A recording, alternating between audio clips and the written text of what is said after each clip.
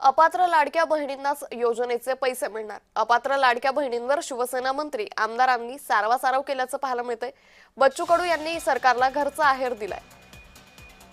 तर लाडक्या बहिणींचे अर्ज 30 जून पर्यंत मंजूर करा असं बच्चू कडू यांनी मागणी केलेली आहे। आम्ही 30 जून पर्यंत वेळ दिला प्रशासनाला। हे प्रशासनाची चूक आहे आणि मग प्रशासनाच्या चुकीमुळे आमच्या लाडकी बहिणीचे पैसे जर थांबत असन तर आम्ही बांगड्या थोड्या घातल्या, आम्ही रस्त्यावर उतरणार।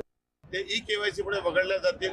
ई-केवायसीसाठी आपण मुदत वाढवून दिली आणि सुमारे 90% पेक्षा जास्त लोकांनी ई-केवायसी केलेली आहे। आता जे लोक ई-केवायसी त्यांनी केली नाही त्यांच्यासाठी आपण परत मुदत वाढवून दिली।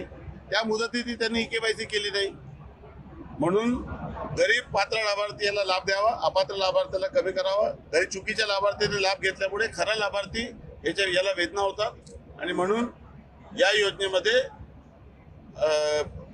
तपासणी करून प्रत्येक पात्र लाभार्थ्याला लाभ देण्याचा असेल तर निश्चितच त्यांना वंचित राहतील। परंतु येणारा जो काळ आहे, आपले मुख्यमंत्री आणि मुख्यमंत्री दोघांनी म्हटलंय की लाडकी बहीण योजना ही सुरू राहणार। आणि बघा त्या वयोगटातल्या पण महिला पण पुढे पुढे जातात ना, कारण हे 18 ते 60 मधली होती, आता 60च्या वर झालं तर ती या योजनेत बसणार नाही, हेही आपण लक्षात घेतलं पाहिजे।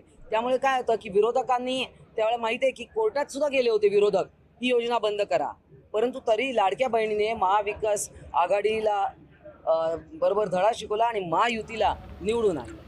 लाडक्या बहिणींसाठी अतिशय महत्त्वपूर्ण ही बातमी होती, कारण लाडक्या बहिणींची आता जी मुदत असणार आहे ते 30 जूनपर्यंत वाढवण्यात येणार आहे। या मुदतीमध्ये प्रत्येक लाडक्या बहिणीने जी केवायसी आहे ती कंपल्सरी करून घेणे महत्त्वाचे असणार आहे, कारण ज्या बहिणींना वेळोवेळी जे लाभ आहे ते थांबवत होते, ज्यांचे पैसे अजूनपर्यंत जमा होत नव्हते, त्यांसाठी ही सर्वात मोठी बातमी असणार आहे। कारण केवायसीची प्रक्रिया पुन्हा एकदा सुरू होत आहे। कारण तुम्हाला जर तुमच्या खात्यावरती जर रक्कम हवी असेल तर मात्र तुम्हाला केवायसी करावीच लागणार आहे। काही बहिणींच्या खात्यावरती फेब्रुवारी, मार्च आणि एप्रिल महिन्याचा हप्ता अजूनही जमा झाला नाही, तर काही बहिणींच्या खात्यावरती ही मार्च, एप्रिल आणि फेब्रुवारी महिन्याचे जमा झाले। ज्या बहिणींना आधीच हप्ते मिळाले त्या बहिणींना मेचा हप्ता सुद्धा वाटप होणार आहे आणि ज्या बहिणींना मिळाले नाही त्यांनी केवायसी करणे अत्यंत गरजेचे असणार आहे।